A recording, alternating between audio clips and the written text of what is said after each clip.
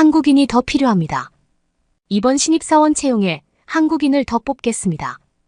독일의 유명한 자동차 회사의 임원이 인사부서 직원들에게 한국인 직원이 와서 바뀐 회사의 모습을 하나하나 알려주고 있는데요. 개인주의가 만연하다는 독일에서 한국인 직원 덕에 회사 분위기 전체가 바뀌었다는 윌러 씨의 사연을 한번 들어보겠습니다. 안녕하세요. 저는 독일의 유명한 자동차 회사에서 근무하는 40대 윌러라고 합니다. 독일하면 유명한 자동차 브랜드가 많죠. 폭스바겐, 아우디, BMW, 벤츠, 포르쉐 등 세계적인 자동차 브랜드들의 본사가 있습니다. 그래서 독일에서는 대학생들이 취업하고 싶은 곳 10위 안에 자동차 회사들이 많습니다.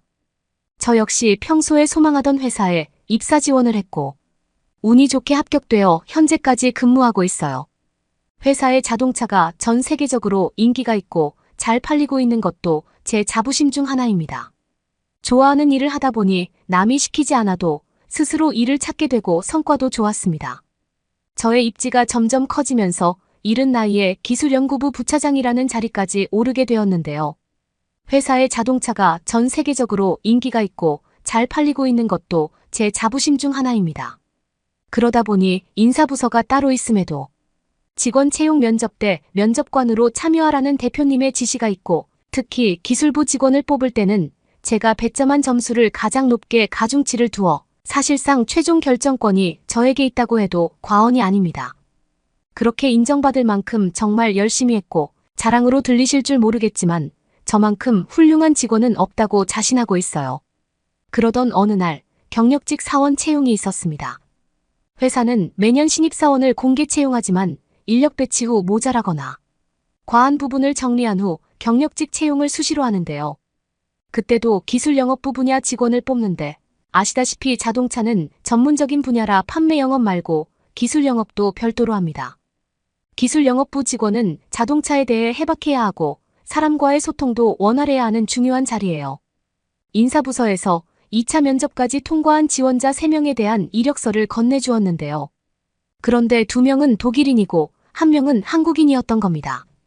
물론 이력서만 봤을 때는 한국인이 전혀 문제가 없었는데 저는 아시아 사람과 같이 일을 해야 하는 것에 대해 못마땅했습니다. 인종차별이 있는 건 절대 아니고요. 제가 몇 년 전 회사 일로 중국에 6개월 정도 머무른 일이 있었는데 그때의 악몽이 지워지지 않아 아시아인에 대한 선입견이 생겼을 정도입니다. 한국인 지원자의 서류를 보고 망설이고 있는 저에게 인사부서 직원은 혹시 무슨 문제라도 있냐고 했고 저는 솔직하게 독일 사람들과 일하고 싶지 굳이 아시아인들과 할 이유는 없지 않냐며 넌지시 의견을 비췄죠. 제가 급작스레 중국에 가게 된 건 다 전기차 이슈 때문입니다. 사실 지금은 잘 나가는 독일 자동차 회사라고 하지만 여러분도 알다시피 자동차는 점점 전기 자동차로 흐름이 바뀌어 가고 있잖아요. 그 속도에 맞춰 전 세계가 전기차 시장에 투자를 엄청 하고 있는데 독일만 유독 내연기관 자동차를 고수하고 있죠. 자연스레 독일의 전기차 기술은 떨어질 수밖에 없었습니다. 우리 회사를 포함한 독일의 대부분의 자동차 회사가 전기차의 시기를 한참 뒤라고 잘못 판단했던 것이죠. 하지만 미국의 테슬라가 전 세계적으로 히트를 치고 최근에는 높았던 가격마저 파격적으로 내리고 나니 자동차 시장이 출렁거렸습니다. 독일의 자동차 회사는 부랴부랴 전기차 시장에 뛰어들었지만 이미 속도는 따라잡기가 어려워 보였습니다. 그래서 상대적으로 전기차 가격이 낮은 중국의 전기차 시장과 협약을 맺어 급한 불부터 끄고 전기차 개발을 진행하려고 했습니다. 독일의 자동차 명성이 무색할 정도로 너무나 자존심이 상하며 중국의 전기차 기술이 어떤지를 보고 와야 했고 그 담당자가 바로 저였고요. 전기차가 나오기 전에는 사실상 독일이 중국에 기술을 전수했다고 해도 과언이 아니었습니다. 중국에서 외제차를 팔려면 업무 제휴를 맺어야 했었고 기술도 이전해야 했거든요. 대신 중국 내 독일 자동차 점유가 50%가 넘는 등 대단한 시장을 제공했어요. 어쨌든 모든 건 과거 얘기고 전기차 프로젝트를 위해 6개월 이상의 체류가 필요했습니다. 그래서 아파트나 오피스텔이 아닌 상대적으로 가격이 저렴한 홈스테이형 숙박인 하우스 쉐어를 선택했습니다. 이런 해외 파견 기회가 자주 오는 것이 아니라서 중국에서 사는 동안 가장 중국다운 모습을 보고 싶기도 했거든요. 제가 구한 쉐어하우스는 대저택처럼 넓었고 주방, 거실, 화장실 2개는 공용으로 사용했습니다. 다른 외국인 손님이 1층, 제가 2층, 주인이 3층을 살고 2층에 주방과 공용 거실이 있었습니다. 처음엔 좋았습니다. 집주인도 좋았고 같이 사는 다른 외국인과의 관계도 좋았죠. 그런데 며칠 지나니 중국인 집주인이 저를 너무 힘들게 하는 것이었습니다. 먼저 그 중국인은 냄새에 민감했습니다. 저는 냄새가 안 나는데 중국인 집주인은 제 방 가는 길에는 화학성분이 섞인 역겨운 냄새가 난다며 방향제도 쓰지 말고 탈취제도 쓰지 말라는 것이었습니다. 아니, 도대체 누가 누구에게 냄새가 난다고 하는 건지요. 매일 중국 음식의 향신료 때문에 고생인데 말입니다. 저는 좋은 게 좋다고 집주인이니 그냥 넘어가려 했습니다. 그런데 이 집주인이 또 어느 날은 엄청 깔끔을 떱니다. 공용 공간을 청소하는 당번날이 있는데 청소할 때 먼지 하나, 머리카락 하나라도 나오면 방문을 쾅쾅 두드리며 다시 하라고 합니다. 이사 오고 한 달 차였나? 그날은 4시간이나 청소를 했다니까요. 참고로 집주인은 청소 당번에서 제외인데다 엄청 더럽게 사용합니다. 집주인이 주방을 쓰고 나면 아무데나 버려져 있는 음식 국물이며 잔반이 어지럽게 널려져 있습니다. 본인은 집주인이라고 청소 당번도 없으면서 숙박하는 외국인들에겐 유별나게 깔끔을 떨지 뭡니까? 이게 다가 아닙니다. 가끔 출근길에 바빠서 제가 문을 쾅 닫고 나오긴 했는데 딱 한 번이었거든요. 그런데 그 한 번으로 시끄럽다고 최대한 조용히 좀 나가달라고 매일 곡소리하는 것이었습니다. 제 방이 2층이고 주인은 3층에 쓰는데 저는 집주인의 뒤꿈치 쾅쾅 소리에 신경이 거슬려도 뭐라고 안 했거든요. 또 무슨 일이 있었냐면요. 제가 주방에서 와인을 딸 때 힘 조절을 실패해서 와인을 살짝 쏟았습니다. 바닥에 쏟은 건 닦았고 벽면에 몇 방울 조금 튀었죠. 그걸 보더니 벽면에 다른 얼룩도 저 때문에 생겼다면서 화를 내며 어서 닦으라는 것이었죠. 저는 어이가 없었는데 집주인이 다른 홈스테이 외국인들 앞에서 하도 뭐라고 하는 바람에 일단 먼저 닦고 이따가 다시 말하자 하지 싶어 벽에 있는 얼룩을 물티슈로 닦기 시작했는데요. 근데 너무 열심히 닦았는지 아니면 오래되어 그랬는지 페인트 칠이 약간 벗겨져 버렸습니다. 중국인 집주인은 노발대발하며 저보고 벽을 다시 페인트 칠하라고 하는 거 아니겠어요? 이거 정말 도가 지나치다 싶었습니다. 그 전부터 불만이 쌓였긴 했지만 이사를 다시 하기도 번거롭고 주거지를 옮기면 중국 공안에 다시 변경 신고를 해야 하는 등 불편한 게 많아 6개월 조용히 살고 빨리 나가려고 했는데 중국인 집주인이 이렇게 적반하장 아니겠어요? 참을 수 없었던 저도 집주인에게 집이 너무 불편해서 나간다고 했는데 저에게 욕을 하면서 계약 위반이니 뭐니 하며 보증금을 돌려줄 수 없고 집을 너무 엉망으로 써서 추가 비용을 청구해야 할 정도라며 저에게 보증금은커녕 또 돈을 요구하는 것 아니겠어요? 저는 이 일을 회사에 알렸고 회사는 임시로 호텔에 머무르게 하면서 다른 주거지로 옮길 수 있도록 조치해줬습니다. 회사 일에 집중하라면서요. 그러면서 해외 영업부 담당 직원인 켈리는 저더러 중국인에 대해 몰라서 하우스쉐어 같은 어처구니 없는 방법을 선택해서 그렇다며 나무라더라고요. 처음에 켈리 씨가 아파트 단기 임대를 구해줬는데 저는 굳이 하우스쉐어를 하겠다고 한 거였거든요. 여튼 현재까지도 그 집 보증금은 아직도 못 받았으니 사실상 날린 거라 봐야겠지요. 지독하게 이기적인 중국인 집주인 때문에 그때부터 아시아에 대한 선입견이 완전히 박혀버렸죠. 그런데 이번에 인사부서에서 준 이력서에 한국인이라고 적힌 것을 보니 갑자기 그때 일이 선명하게 떠오르면서 거부감이 들더라고요. 인사부서에서는 제가 결정한 사람을 뽑으라면 뽑겠지만 내부적으로는 한국인이 이번 업무에 가장 적합해 보인다고 했습니다. 저처럼 기계공학을 전공한 것도 그렇거니와 독일에서도 유명한 커뮤니티 모임의 주최자로 활동하고 있어 소통 역시 잘 될 것이라면서요. 그리고 현재 처해 있는 독일의 자동차 산업이 위기인 만큼 국내 인재보다 글로벌 인재를 쓰는 것이 더 발전 있는 선택이라 했죠. 그 말이 일리 있고 저의 편협한 시각으로 인재를 놓치면 안 된다는 생각에 3명의 최종 면접을 심도 있게 보았는데요. 한국인 지원자 박현선은 면접에서 아주 강한 인상을 주었습니다. 전공 공부도 열심히 한 것 같고 다양한 커뮤니티의 리더로 활동하고 있고 무엇보다 자동차 산업에 대한 지식이 해박했습니다. 마치 전문가처럼 지금 당장 업무를 수행해도 손색이 없을 정도였죠. 현서군은 자신이 왜 우리 회사를 지원했고 독일의 자동차 시장은 현 주소는 이렇고 거기서 자신의 지식과 경험을 통해 배운 전문성을 부각하며 향후 회사의 청사진까지 그려가며 인터뷰를 하는데 포부가 아주 대단하더라고요. 어디서 그런 자신감이 나왔는지 의아할 정도였으니까요. 당연히 저를 포함한 다른 면접관들에게 높은 점수를 받아 최종 합격하게 되었고 대표님의 지시로 우리 부서의 기술영업부팀장으로 발령받아서 저와 함께 일을 하기 시작했습니다.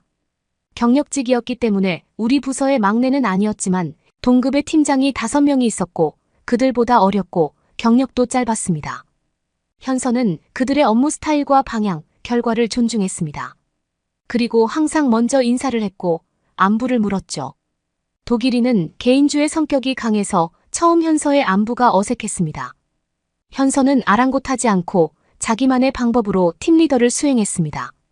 현서의 팀원들은 한국인 팀장에 다소 당황했지만 그의 유창한 독일어 솜씨와 각종 커뮤니티 리더로 활동하면서 겪은 다양한 경험으로 소통도 원활하자 이내 그의 지시를 잘 따랐습니다. 현서 팀장은 팀원들의 업무 수행이 잘못되었더라도 뭐라 하지 않고 팀원에게 회사의 방향과 직원의 업무가 어떻게 하면 잘 맞을 수 있을지 고민해서 알려주는 등 중간관리자 역할에 아주 독보적이었습니다. 그리고 한국에서 제대로 공부를 했는지 직원이 그린 설계도의 오류도 곧 잘 잡아냈습니다. 그때마다 직원들은 꼼꼼한 현서의 성격에 혀를 내둘렀고 실수하지 않으려고 여러 번 체크해서 보고하게 되었죠. 현서의 팀은 점점 탁월한 실력을 보여줬고 그를 바탕으로 해외 기술 영업 업무를 곧 개시할 수 있었습니다. 현서는 해외에 있는 날도 종종 있었고 연구소에서 밤을 새는 날도 많았습니다. 어쩌면 워커홀릭이라 할 만큼 일을 많이 했고 좋아했죠. 제가 이 회사를 처음 지원했을 때보다 현서는 더 열정적이었습니다. 저는 회사 일을 그렇게 열심히 하는 사람이 저밖에 없는 줄 알았는데 현서 팀장을 보고는 그 말에 자신이 없더라고요. 매주 월요일 주간 업무 보고를 할 때마다 현서의 팀은 두각을 나타내었고 회사에서는 최근에 가장 중요한 핵심 프로젝트를 우리 부서에 맡기게 되면서 우리 부서 전체가 바빠지는 일이 생겼습니다. 물론 그만큼 성과금도 받지만요. 그러던 어느 날 일이 너무 많아서 거의 3주간 직원들이 모두 주말까지 반납하며 마감 기한에 맞춰 프로젝트를 마무리하고 있었습니다. 야근 자체가 없는 독일에서 말이죠. 그날은 토요일 날이라 늦지막히 출근하는 직원들이 많았는데요. 저도 전날 야근으로 늦잠을 자는 바람에 10시가 넘어서야 사무실에 도착했는데 웅성거리는 소리가 나는 것이었습니다. 다 같이 야근했기 때문에 모두 비슷한 처지에 있는데 현서 팀장이 글쎄 한국 전통 간식인데 식사 대용으로도 손색이 없다며 약밥이라는 것을 가져왔고 직원들 책상에 올려놓았던 것입니다.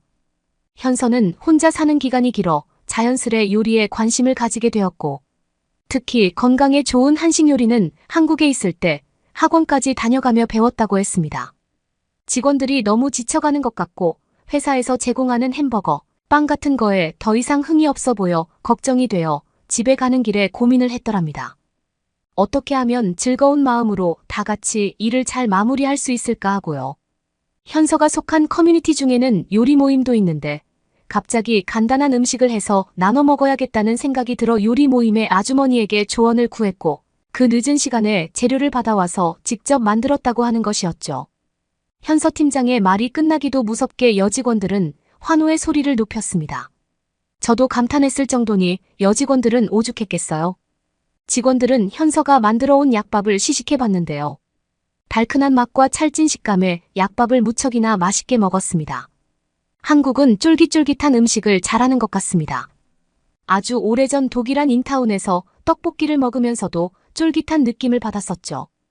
유럽에서는 찰지거나 쫄깃한 식감을 가진 음식이 없습니다. 떡볶이도 좋았는데 약밥 역시 제 입맛에는 딱이었습니다. 재료에 들어간 찰밥은 속을 편안하게 해줬고 계피향은 향긋했으며 밤과 잣은 오도독오도독하며 씹는 재미를 더해주었습니다.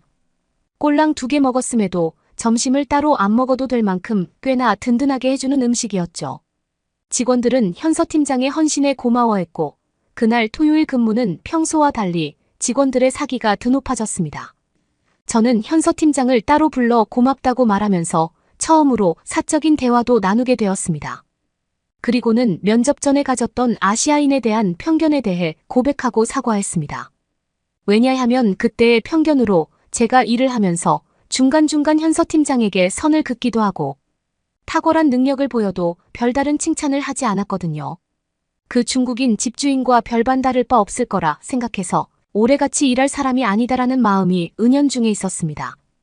현서 팀장은 어쩐지 자기를 싫어하는 것 같다면서 털털하게 웃었고 누구나 편견을 가질 수 있지만 아무나 편견을 못 깬다며 자신의 모습으로 아시아인에 대한 이미지가 훨씬 좋아졌을 거라며 자신있게 말하더군요. 마치 그 면접 때처럼요. 인간적으로 매력이 넘치고 실력도 입담도 참 부러운 직원이었습니다.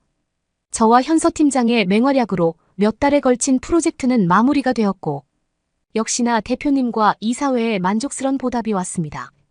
현서 팀장에게는 1등급 상여금이 주어졌고 저 역시 부차장에서 차장으로 승진을 하게 되는 영광을 누렸죠.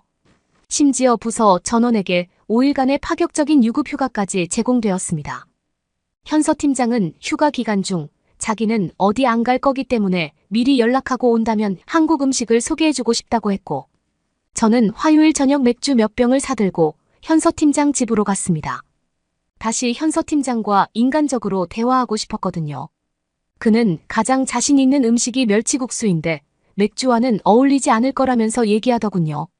저는 멸치국수가 라면 같은 것이라고 생각했는데 빨간 국물이 있는 라면과는 달리 자극적이지 않았고 담백한 국물 맛에 면을 먹는 목넘김이 너무 좋았습니다. 현서 팀장은 멸치국수가 국수 본연의 식감을 잘 살리면 라면보다 더 인기가 좋은 음식일 거라며 자기도 한국 음식 중 멸치국수를 가장 좋아한다고 했죠. 맥주와 함께 먹으라고 내준 김부각은 튀긴 김인데 한 입 먹어본 순간 치킨도 뛰어넘을 맛이더군요.